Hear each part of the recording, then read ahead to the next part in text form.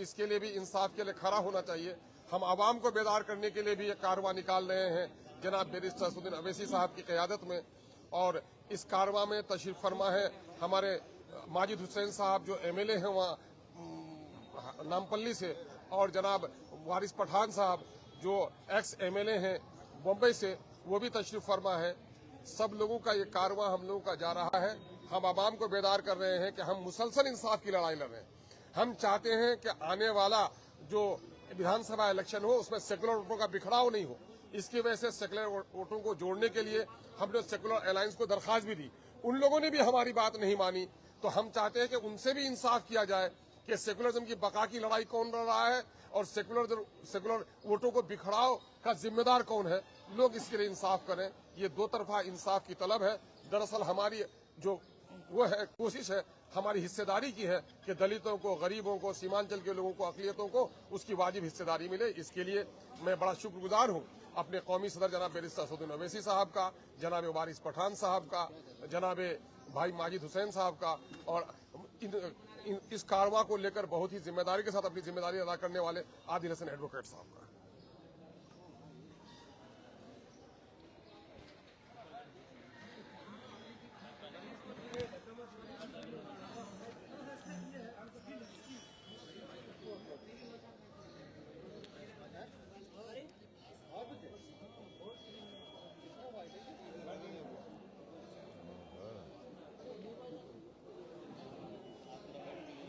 चलिए, आपको कुछ पूछना है तो पूछ लीजिए। डुगडुगी बजा करके लेटर लिख करके आप लोगों के द्वारा गठबंधन में शामिल करने की मांग की गई,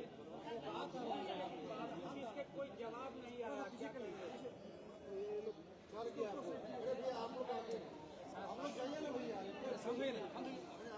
खामोश रहिए ना भाई, एक साथ रहिए आप लोग।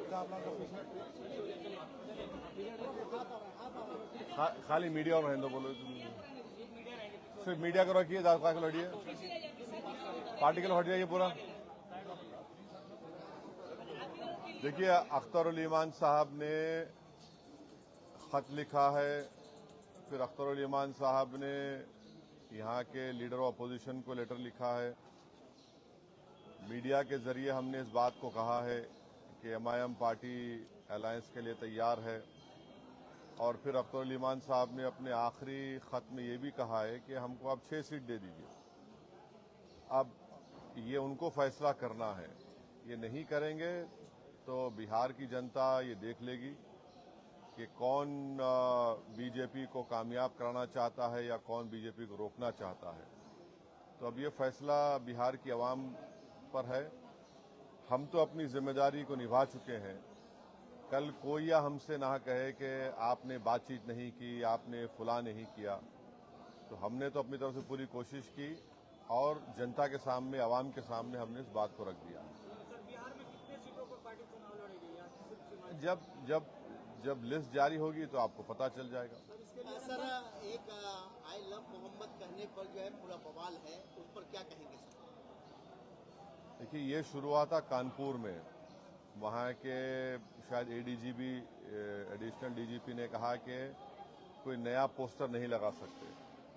तो उसके बाद हमने सोशल मीडिया पर कहा कि हम इस बात को मानते हैं कि मोहम्मद सल्लल्लाहु अलैहि वसल्लम से हम मोहब्बत करते हैं। हर मुसलमान मोहम्मद सल्लल्लाहु अलैहि वसल्लम से मोहब्बत करता है इसलिए कि उसके ईमान का हिस्सा है। अगर हम मुसलमान हैं और अगर हम अल्लाह को जानते हैं तो वो मोहम्मद सल्लल्लाहु अलैहि वसल्लम ने हमको सिखाया है कि अल्लाह है जो ज़मीन व आसमान का खालिक है, तुम इसकी इबादत करो, किसी और की मत करो। हमको उन्होंने बताया है कि तुम्हारा ईमान उस वक्त तक मुकम्मल नहीं हो सकता जब तक कि तुम मोहम्मद सल्लल्लाहु अलैहि वसल्लम को अपनी दुनिया की हर चीज़ ज़्यादा नहीं चाहोगे।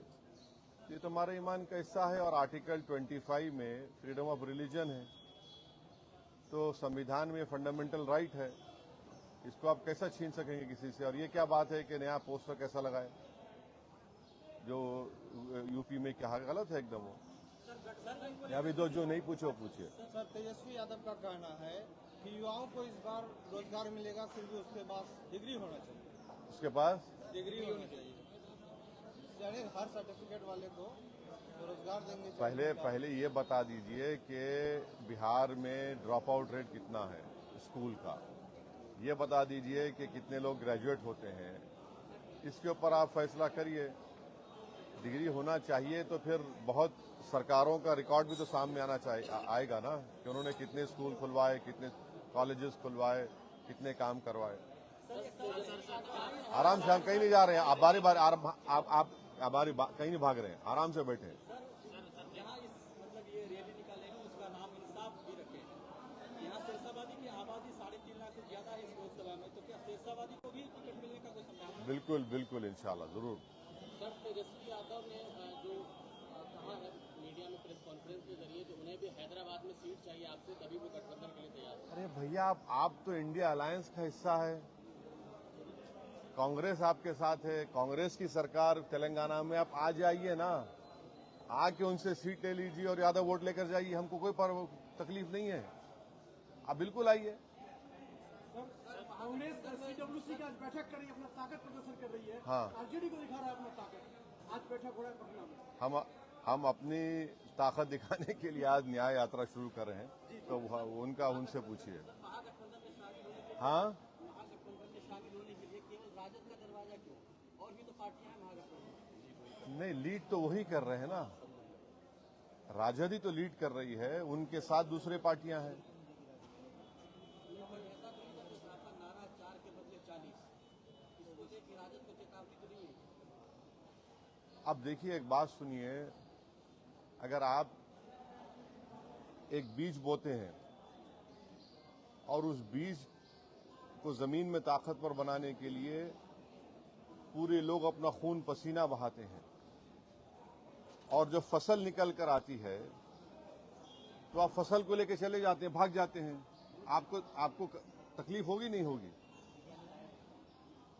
तो हम अभी भी बीज बो चुके हैं और फसल अब के बार जब निकलेगी वो यहाँ की जनता के पास ही होगी, कोई लेकर नहीं भागेगा। के बाद अब आरके सिंह भी उसी राह पर चल रहे हैं। क्या प्रशांत किशोर के बाद आरके सिंह भी अभी पूर्व केंद्रीय मंत्री हैं, वो आरोप लगा रहे हैं ये जदयू पर, अशोक चौधरी पर, जो 200 करोड़ कहाँ से आया। तो कहीं ना कहीं सर ये गठबंधन का असर नहीं पड़ा है। गठबंधन के खिलाफ ही आप कर रहे हैं। नहीं, अगर आरोप लगाए तो उनको बताना चाहिए।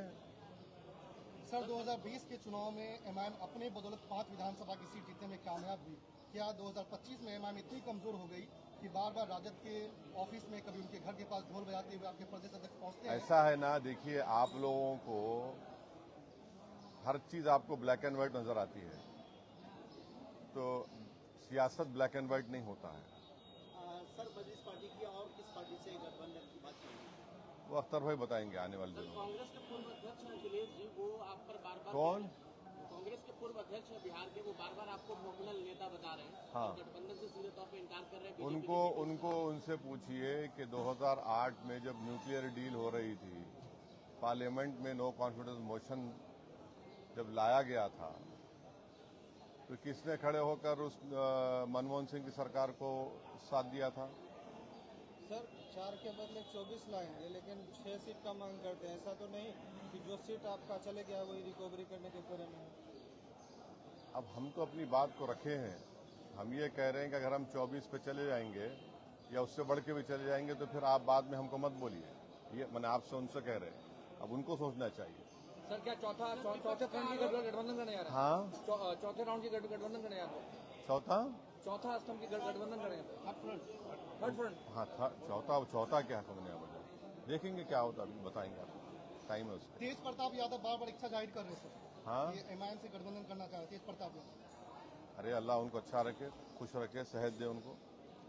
सर, विपक्ष का आरोप है जब 5 साल के बाद ही आपको याद आती है सीमांचल दौरा करने में।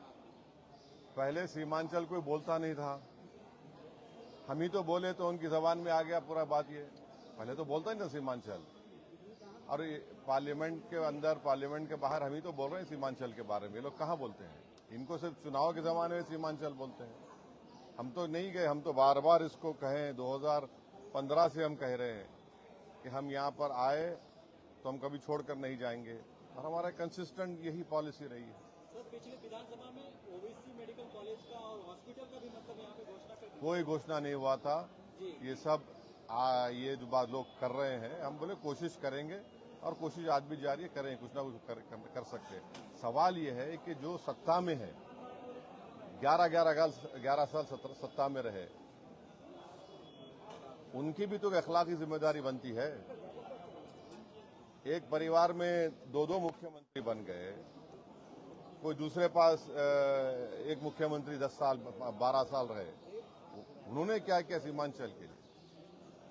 सर महिला वोटर एक बहादुरगंज के जो आपके गद्दार विधायक थे, वो अभी एक पोस्टर फेसबुक में एक पोस्ट कर रहे हैं जो खुद को पढ़ा लिखा बता रहे हैं और आपके जो कैंडिडेट है उसको अनपढ़ बता रहे हैं।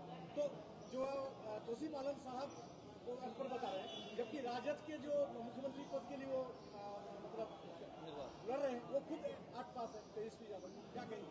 क्या कहना क्या है आपकी? आप जो बात कही थी मैं क्या कहूँ? सर सीमांचल के बाहर सिर्फ ढाका ही चुनाव लड़ेंगे कि और भी विधानसभा? हाँ, सीमांचल के बाहर ढाका ही चुनाव लड़ेंगे कि और भी विधानसभा चुनाव लड़ेंगे? नहीं, बराबर लड़ेंगे।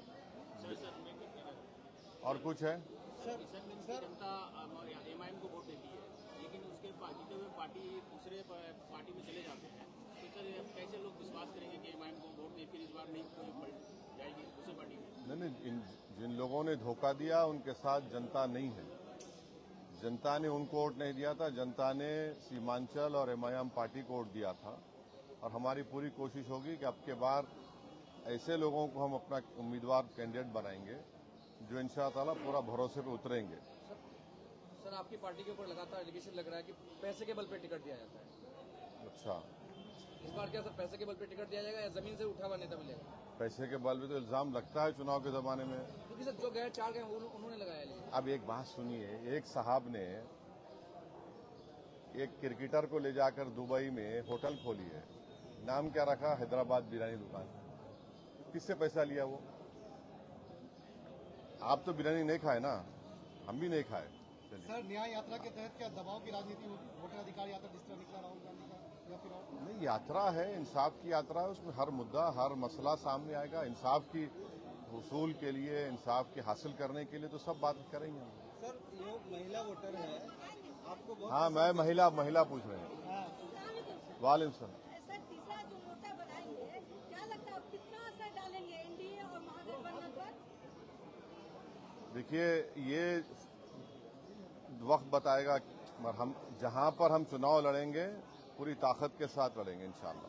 सर महिला वोटर के तरफ जो है, जो पहले भी आपको वोट पसंद करती है, लेकिन इस वक्त जो है तेजस्वी यादव भी माई बहन योजना लाके खड़ा कर दिया है। इधर सीएम नीतीश कुमार भी जीविका दीदियों को राशि भी दिया है। तो आपके कहीं न कहीं महिला वोटर पर सिंहमारी सीमांचल में हो रहा है, क्या कहेंगे? कुछ नहीं होगा इंशाअल्लाह। हमारी इज्जतदार माँ और मैंने हमारे साथ थी और इंशाअल्लाह हमेशा हमारे साथ रहेंगे, तो कोई असर नहीं पड़ने वाला। सर एक बार तेजस्वी को किशनगंज की जमीन से क्या संदेश देना चाहिए? जो संदेश देना था हम बोल चुके आपके सामने। और हो गया, चलिए।